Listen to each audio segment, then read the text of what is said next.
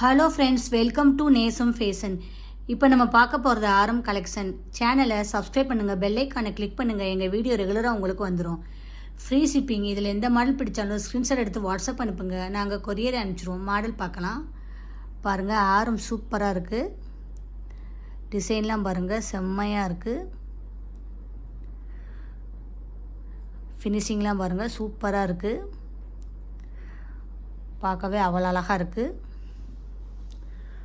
போட்டிங்கன்னா அவ்வளோ அழகாக இருக்கும், சூப்பராக இருக்கும். இதோட ப்ரைஸ் 1100. சூப்பராக இருக்குது. நெக்ஸ்ட் மாடல் பார்க்கலாம்.